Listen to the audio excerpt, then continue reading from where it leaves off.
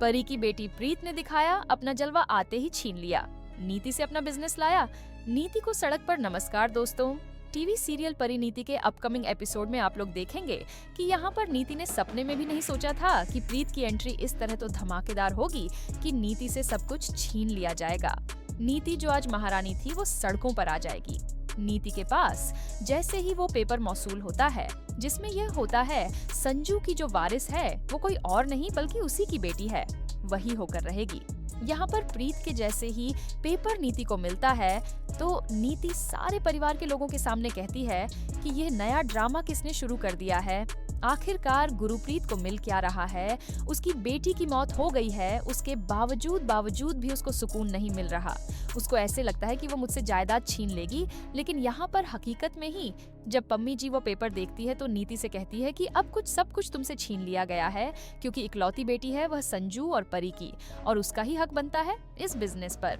इसीलिए नीति जो है वो सज धज कर जाकर पहुंचती है प्रीत से मिलने के लिए। लेकिन प्रीत जो है वो नीति से पहले ही बाजवा हाउस की जो ऑफिस होती है उसमें बैठ जाती है और नीति की जगह पर ही होती है। नीति अपनी जगह पर देख के प्रीत को नी कहती है कि तुम्हें शर्म नहीं आती, किसी बड़े से ऐसे हक छीना जाता है, तुम अच्छी तरह से जानती हो कि यह सब कुछ मेरा है। ये बात सुनकर प्रीत कहती है कि कोई सबूत है या फिर मेरे पापा की कोई लिखी हुई बात है जिससे यह साबित हो सके कि यह सब कुछ उन्होंने आपके हवाले कर दिया। उनकी इकलौती बेटी मैं हूँ तो यह सब कुछ मेरा है। तो नीति कहती है कि उनकी इकलौती बेटी तुम नहीं हो बल्कि मेरी बेटी निशा भी तुम्हारे पापा की ही बेटी है।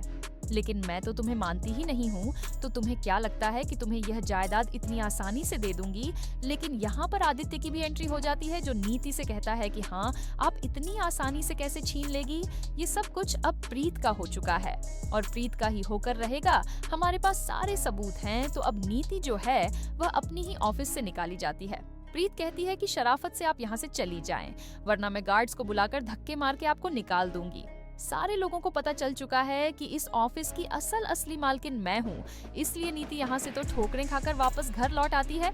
लेकिन उसको लगता है कि चलो बिजनेस अगर कुछ दिनों के लिए मेरे हाथ से गया है तो भी क्या हो गया, लेकिन बाजवा हाउस की सारी प्रॉपर्टी और तो मेरे पास है, ये हाउस, ये घर, ये सब कुछ मेरे पास है, ये लोग कुछ मेरा बिगाड़। अब यहाँ पर जैसे ही पम्मी ताई जी को इस बात का पता चलता है कि प्रीत वापस आ गई है, परी और संजू की बेटी, तो पम्मी जो है वो नीति से कहती है कि बेटा अब अपनी उल्टी गिनती शुरू होते, देखो तुम तो अब इस घर से जाने वाली हो, तुम्हें इस घर में रहने नहीं देगी परी की बेटी, क्योंकि उसको सारी चीजों का पता है कि तुम्हारी वजह से ही उसके माता पिता की मौत हुई है।